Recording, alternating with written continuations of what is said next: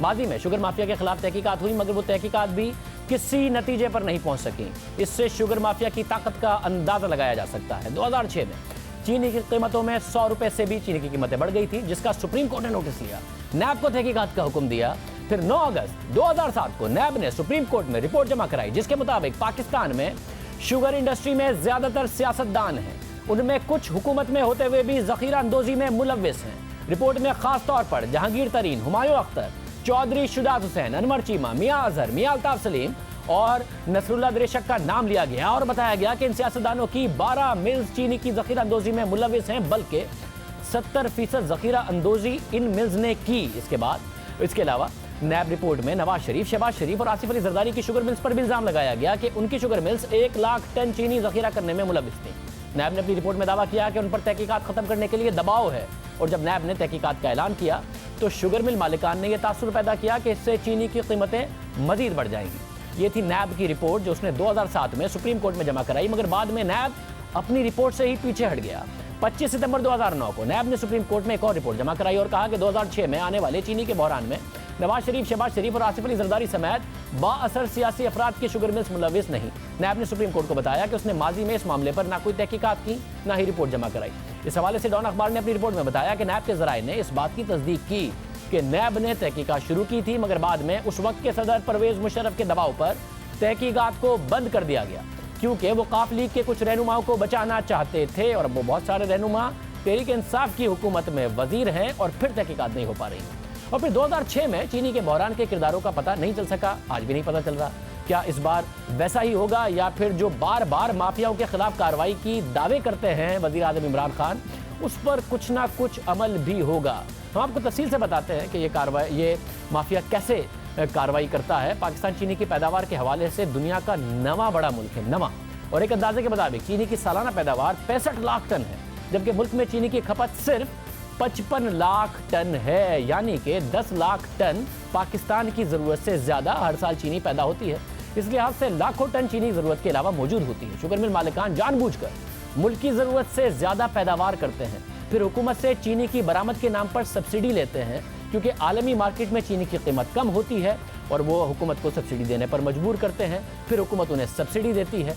Sugar mill मालिकान को उतनी सहूलत क्यों फराहम की जाती है? क्योंकि इस इंडस्ट्री से बड़े बड़े सियासी नाम, सियासी ख़ानदान जुड़े हुए हैं और हैरानकुन तौर पर बड़े कारोबारी ख़ानदान इस इंडस्ट्री का हिस्सा नहीं है। जो पाकिस्तान के बड़े कारोबारी नाम हैं उसमें से कोई भी शुगर इंडस्ट्री का हिस्सा नहीं है, बल्कि पाकिस्तान के जो बड़े सियासी नाम हैं, चाहे शरीफ ख़ानदान हो, चाहे जरदारी ख़ानदान हो, चाहे जहांगीर तरीन साहब हों या तहरीक इंसाफ के दूसरे रहनुमा हों, खुसरो बख्तियार साहब हों, वो सब चीनी के कारोबार से जुड़े हुए हैं। सवाल ये पैदा होता है कि क्या वजह है कि पाकिस्तान में शुगर इंडस्ट्री में बड़ी बड़ी बिजनेस फैमिलीज नहीं है। Nishat group, Lucky group, Dawood group इस कारोबार में नहीं है। महज सियासी खानदान या उनके दोस्त ही शुगर इंडस्ट्री से जुड़े हुए हैं। आसिफ अली जरदारी की शुगर मिले हैं, शरीफ खानदान की शुगर मिले हैं, जहांगीर तरीन साहब की शुगर मिले हैं, तमाम सियासी जमातों के सरकर्दा लोगों की शुगर मिले हैं। और दौर किसी का भी हो, इक्तिदार किसी का भी हो, चाहे जनरल मुशर्रफ का हो, पीपल्स पार्टी का हो, नून लीग का हो या तहरीक इंसाफ का हो, सब अपना असर सुख इस्तेमाल करते हैं, एक दूसरे के इंटरेस्ट को सेफगार्ड करते हैं और तहकीकात नहीं होने देते हैं। और इसीलिए गन्ने की फसल को नकद फसल समझा जाता है। किसान को ये तसल्ली रहती है कि ज़्यादातर शुगर मिल मालिकान सियासतदान हैं, सियासतदानों के रिश्तेदार हैं या सियासी असर वसूख रखते हैं, हर वक्त किसी ना किसी हुकूमत में इक़्तिदार में होते हैं। इसलिए ना तो मार्केट में चीनी की कीमत का वो हाल होने देंगे जिससे शुगर मिल मालिकान को नुकसान हो, तो इसलिए काश्तकारों को पैसे भी मिलते रहेंगे। ये काश्तकारों के लिए सपोर्ट प्राइस भी रखेंगे। अगर शुगर केन ज़्यादा पैदा हो गया गन्ना तो चीनी ज़्यादा बनेगी, ज़्यादा बन गई तो बरामद कर देंगे। इंटरनेशनल मार्केट में अगर चीनी की कीमत कम हुई तो हुकूमत से सब्सिडी ले लेंगे और उसके बाद लोकल मार्केट में चीनी की कीमत भी बढ़ा देंगे। इसलिए शुगर मिल मालिकान कमाते रहेंगे, काश्तकार को पैसे देते रहेंगे।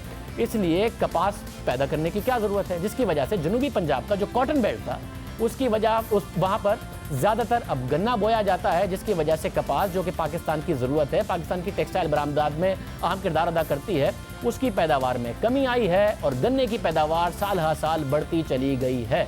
माजी में शुगर मिल मालिकान ने मौक़िफ़ इख्तियार किया कि उनके पास चीनी ज़्यादा है, अगर वो बिकेगी नहीं तो वो काश्तकारों को पैसे कैसे अदा करेंगे, इसलिए बरामद की इजाज़त दी जाए। फिर हुकूमत ने इजाज़त दे दी। साथ ही हुकूमत ने कहा कि बैनुल-अक़वामी मार्केट में चीनी की कीमत पाकिस्तान से कम है, सब्सिडी भी दे। हुकूमत ने सब्सिडी भी दे दी और यही काम बार बार होता रहा है और पाकिस्तान इसलिए मुसलसल पाकिस्तान के जो ज़राअत का शोबा है वो नुकसान उठाता रहा है, पाकिस्तान की इंडस्ट्री से नुकसान उठाती रही है। पाकिस्तान की टेक्सटाइल की एक्सपोर्ट्स 10 अरब डॉलर से ज़ायद हैं, मगर पाकिस्तान को सालाना 2 से ढाई अरब डॉलर की अब कपास इंपोर्ट करना पड़ती है। एक ज़माने में पाकिस्तान कपास बरामद करता था, तीसरा बड़ा मुल्क होता था, अब कपास दरामद करता है। सारी तवज्जो गन्ने पर है, गन्ने की पैदावार के लिए सपोर्ट प्राइस ली जाती है, इसलिए काश्तकार भी कपास के बजाय गन्ने की काश्त करता है। ये सारा का सारा मामला है और 2017 में भी इस हवाले से हमने वज़ीर ख़ज़ाना इसहाक़ डार के सामने ये बात रखी थी, ये सवाल उठाया। आपकी जो एग्रीकल्चर प्रोडक्शन है उसमें जो मेजर ग्रोथ एरियाज हैं, sugarcane double digit growth है, मुसलसल ग्रो कर रहा है शुगर केन की प्रोडक्शन। और जब आप चीनी का आउटपुट देखें, इंडस्ट्रियल साइड पे जाऊं मैं, ये तो एग्रीकल्चर हो गया, चीनी का आउटपुट 30%, 29.3% का इजाफा है, जबकि जो कॉटन यार्न है जो हमने एक्सपोर्ट करना होता है उसमें सिर्फ 0.78% का इजाफा है। क्यों?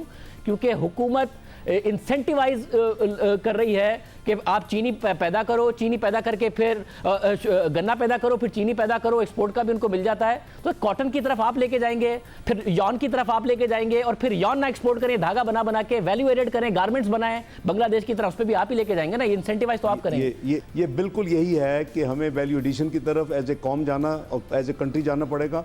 हमें नए एरिया जो कि आज हमने पैकेज दिया आईटी इंडस्ट्री में जहाँ स्कोप है उसको हमें करना पड़ेगा, और हमें नॉन कन्वेंशनल एक्सपोर्ट्स की तरफ भी जाना पड़ेगा। मुसलसल हम तवज्जो दिलाते रहे, मुसलसल हुकूमती वज़रा दावे करते रहे, चाहे वो कोई भी दौर हो, मगर ना कोई कार्रवाई हुई, ना ही इस हवाले से इकदाम उठाए गए। अब जो हालिया बहरान है वो किस वजह से है?